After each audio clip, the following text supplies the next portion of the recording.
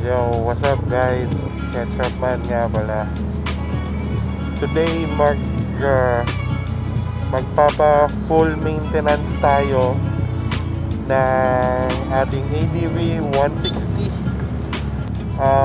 20k odo na yung motor natin, and simula nung nakuha natin yung ADV 160 natin, it's almost like 3 years na. So I think it's time na ipa-full maintenance na natin siya. Kasi ever since hindi ko pa siya throttle body cleaning, valve clearance, magneto cleaning, and hindi ko pa napapagawa yung mga bagay na yon dito sa ADV 160 natin. So yeah, today is the time para ipa full PMS na natin si ADV 160 natin. Actually, ito na yung tinatakbo nyo, 21,326 kilometers na yung tinakbo niya since nung nakuha natin yung ADV 160 natin.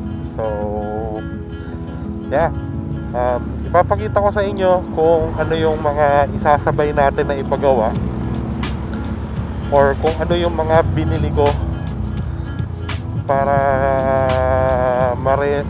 sa paghahanda dito sa full maintenance na ipapagawa natin kay ADV 160. So yeah, let's go, samahan nyo ako. And I am currently on the way to Kaworkski sa shop niya para magpa-full maintenance. Ito yung mga sasabay natin na papakabit: fuel filter, saka ito,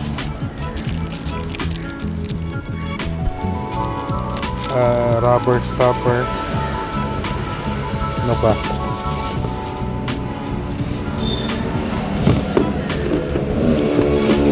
G-Racing oil syempre, saka K-Works oil, gear oil. Ito, ano lang to, pampasilan, pampatulin yan. Ito gagawa. Yes. Ito, ba't ko ba din ito yung galgal pulley eh. Yun lang. Yung linabaklas na ni Ariel.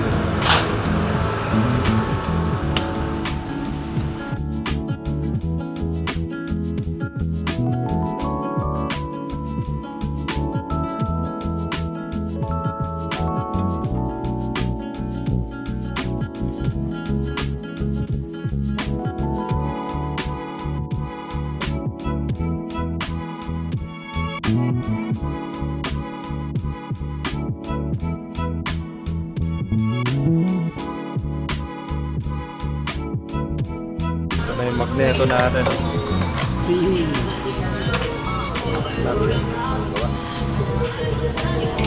Nakabaklas na lahat yan.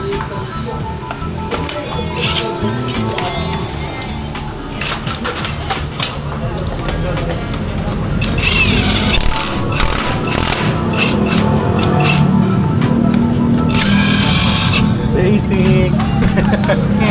Basic.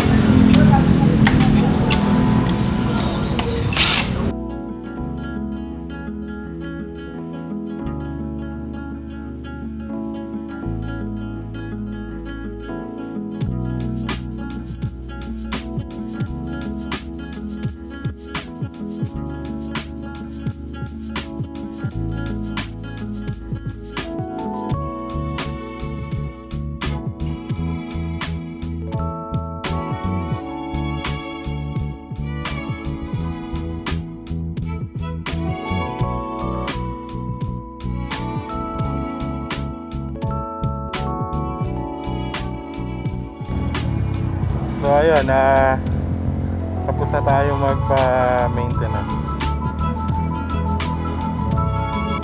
So yeah, reset tayo ng trip meter. Yan. Medyo maulan, so hindi rin natin matetest ng pero so far parang bumalik na naman sa dating sigla yung motor. Nabawasan yung vibration and all. And sinama ko na rin yung pagpapalit nung rubber stopper.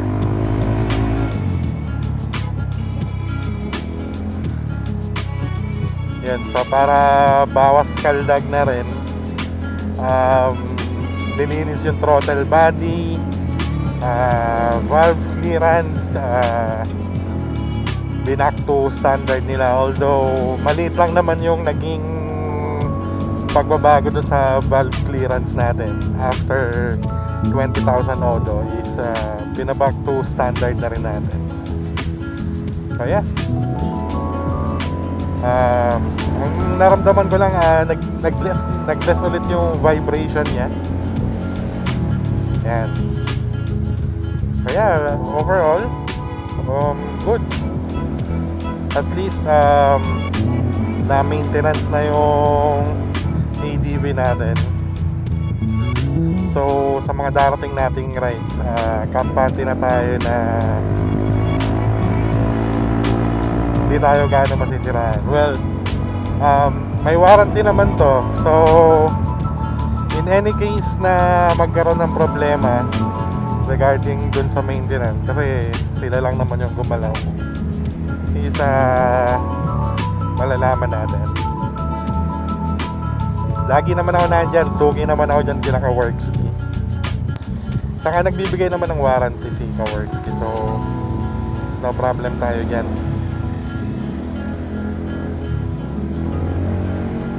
Ang nararamdaman ko ngayon is yung rubber damper. I mean yung rubber stopper. Talagang nabawasan nga yung kaldag niya. So natuwa Talagang para bang sumasalo na talaga siya ulit na na lubak. Isa pa pala sa mga pina-check ko is yung oil pump gear natin. So okay naman, wala naman sira or bung And in any case na kung in any case na may issue na yung oil pump gear natin, is meron naman tayong pamalit. So yan, hindi ko muna pinapalitan kasi okay pa naman.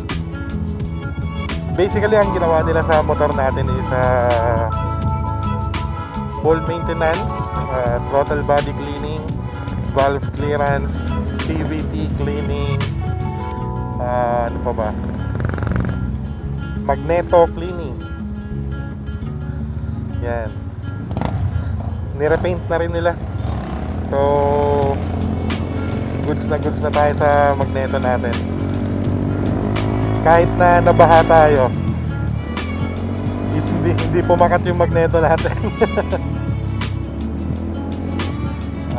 What else? Yung fuel filter. So isa pa nga pala, yung bumili ko ng fuel filter ng ng Seaworks. Nakalagay ADV 160 pero hindi siya hindi siya compatible. Yun ang pinagtataka ko ADV PCX 150 nakalagay dun sa label for 150 and 160 kay Seaworks. Pero hindi siya pinagtataka ko, hindi siya compatible. So sayang ang pera. Ang dumi pa naman na nung fuel filter natin. So ang ginawa na lang is binugahan yung fuel filter para malinis ng konti. And yeah, basically hindi tayo nakapagpalit. And out of stock din yung fuel filter nila for ADV 160 dun sa shop. So basically hindi napalitan yung fuel filter natin.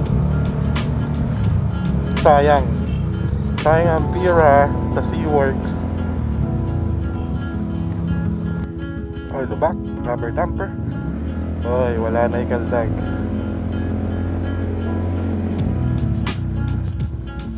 Kaldag. Oy, wala na kaldag. Rubber stopper is the key.